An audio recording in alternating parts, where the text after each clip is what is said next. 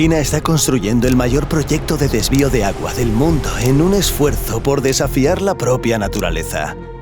Con miles de kilómetros de canales artificiales, acueductos y túneles que literalmente atraviesan montañas, China pretende llevar agua dulce a sus secos núcleos urbanos del norte. Hoy analizaremos el controvertido proyecto chino de desvío de agua de sur a norte. ¿Cuánto cuesta? ¿Por qué se hace? ¿Y cómo beneficiará o no al pueblo chino? China siempre ha estado bendecida y maldecida por su geografía. Gracias a los sistemas fluviales de los ríos Yangtze y Amarillo, gran parte del este de China ha estado habitada permanentemente por civilizaciones humanas desde hace miles de años. Con fértiles llanuras aluviales casi todo el año, la propia tierra ha sido capaz de sustentar a una población china en constante crecimiento. De hecho, el Valle del Amarillo es una de las mayores extensiones de tierra cultivable del mundo. En cambio, el norte y el extremo occidental del país son áridos o montañosos.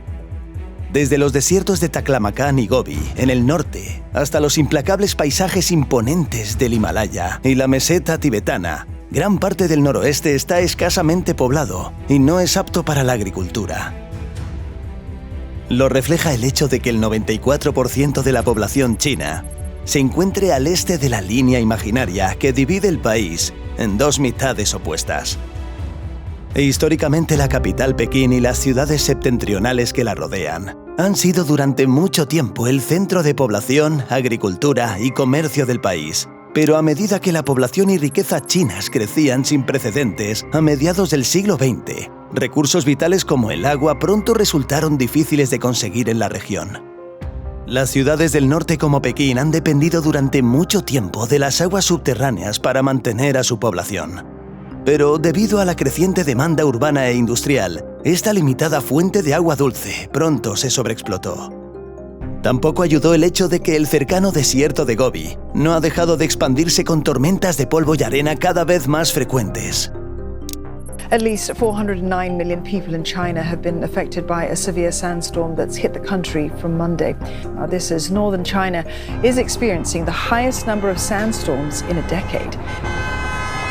El desierto se adueña cada año de 3.600 kilómetros cuadrados de praderas, el doble de Luxemburgo, en un proceso conocido como desertización, causada principalmente por actividades humanas como la deforestación, el cambio climático y, por supuesto, el ya mencionado agotamiento de las fuentes de agua subterránea.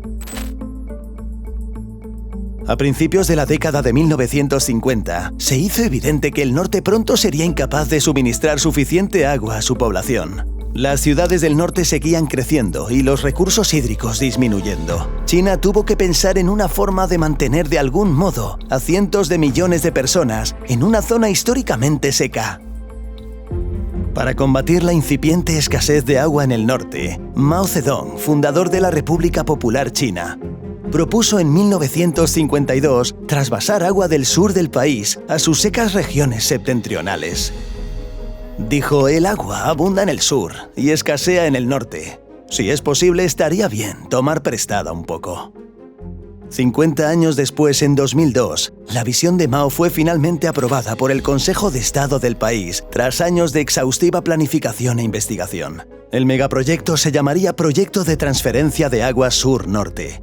Un ambicioso plan para crear una serie de acueductos, túneles, embalses y presas conectados que transferirían agua dulce del abundante sur al norte, tan escaso en ella.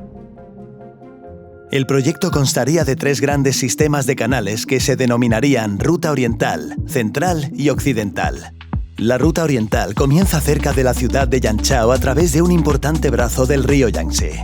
Una enorme pero antigua estación de bombeo se encarga de bombear el agua de Yangtze al Gran Canal de Jinghang, la vía navegable artificial terminada más larga del mundo.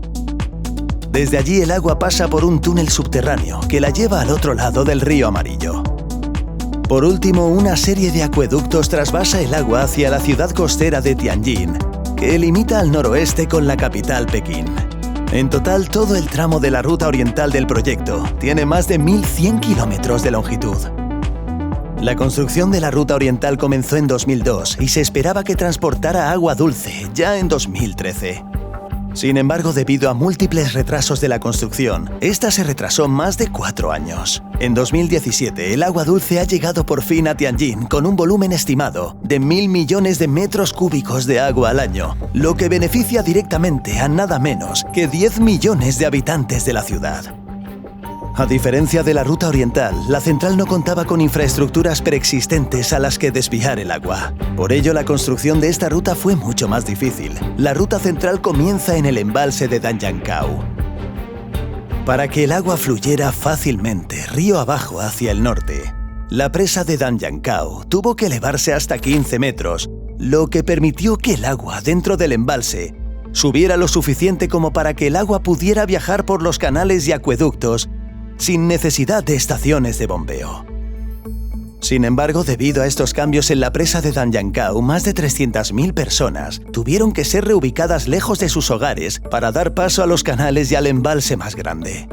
El resto de la ruta central se compone de canales y acueductos artificiales en una especie de autopista de vías fluviales elevadas y subterráneas que atraviesan la llanura central china. Un tramo notable de la ruta central es el acueducto de Sage, que transcurre sobre el río Sage por encima del suelo, a lo largo de 12 kilómetros. Finalmente, la ruta central llega a su destino, Pekín, la capital del país. La ruta central se completó en 2014 y tiene más de 1.200 kilómetros de longitud. Tras su finalización se desvió aproximadamente un tercio de toda el agua que fluía por el río Han, lo que planteó importantes problemas a los millones de personas que dependían del Han para abastecerse de agua dulce. En julio de 2022 el gobierno chino anunció que estaba construyendo un enorme túnel subterráneo que suministraría el agua necesaria. Este túnel discurriría 1 kilómetro bajo la superficie y conectaría la presa de las Tres Gargantas con el río Han y la ruta central hasta Pekín. Una vez terminado, este túnel se convertiría en la vía navegable artificial más larga y profunda jamás construida. Para 2030 se espera que la ruta central trasvase hasta 12 kilómetros cúbicos de agua al año, es decir, aproximadamente un tercio de toda la capacidad del embalse de las Tres Gargantas. A diferencia de las dos anteriores, la ruta occidental del proyecto de trasvase de agua sur-norte está aún en fase de planificación. De las tres es con mucho la más difícil de construir. El plan propuesto para la ruta occidental consiste en crear una serie de vías fluviales y túneles que conectarían el río Yangtze con el río Amarillo a través de la meseta Qinghai, Tíbet, situada entre 3 y 5 kilómetros sobre el nivel del mar. La topografía y el clima de la zona dificultan enormemente la realización de este proyecto. Además, la dirección de la ruta occidental exigiría a los ingenieros esculpir literalmente montañas para atravesar el complicado terreno. Se calcula que la ruta occidental estará terminada en 2050. Si se completase, podría abastecer a una población combinada de casi 100 millones de personas. En el pasado también ha habido planes no oficiales para que la ruta occidental desvíe agua de ríos transfronterizos que nacen en China, como el Brahmaputra y el Mekong, que atraviesan India y el sudeste asiático respectivamente. Aunque este nunca ha sido el plan oficial del proyecto, India ha mostrado su preocupación en el pasado por las posibles explotaciones chinas del Brahmaputra. La capacidad de China para manipular el caudal del río es motivo de preocupación para el gobierno indio. Para el gobierno chino, en cambio, el proyecto de transferencia de agua sur-norte, aunque no se ha completado del todo, ya está demostrando ser un gran éxito. Según los medios de comunicación estatales chinos, el proyecto beneficia a 140.000 millones de ciudadanos chinos de regiones con escasez de agua. Pero los gobiernos locales tienen opiniones diferentes sobre el proyecto. Por un lado, las provincias de sur río arriba, como Sichuan y Hubei, se oponen al plan de desviar el caudal de Yangtze hacia el norte. Para ellas, la construcción de la ruta occidental del proyecto sería un golpe para la seguridad hídrica y el sector hidroeléctrico de la región. Por otro lado, provincias occidentales como Gansu y Qinghai creen que la construcción de la ruta occidental aportaría la tan necesaria estabilidad socioeconómica y agrícola a sus regiones. Aunque el proyecto puede haber beneficiado a algunas ciudades chinas del norte, el proyecto de trasvase de agua sur-norte ha suscitado mucha preocupación entre los ecologistas locales e internacionales. El proyecto en su totalidad está formado por vías fluviales artificiales que no se ajustan al flujo natural de oeste a este de los ríos chinos. Por ello, cientos de ríos naturales se han visto interrumpidos por la construcción de los canales y algunos se han secado por completo al desviarse su caudal natural. De hecho, debido al gran tamaño y volumen de agua que transporta el proyecto de trasvase, ya han desaparecido 600 ríos durante su construcción. Además, los residuos industriales y las aguas residuales han llegado inadvertidamente a estos ríos artificiales.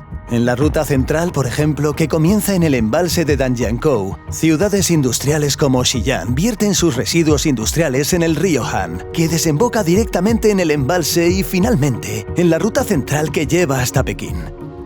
Al atravesar estos ríos toda China, son cientos los pueblos y ciudades que vierten sus residuos en estas vías fluviales artificiales.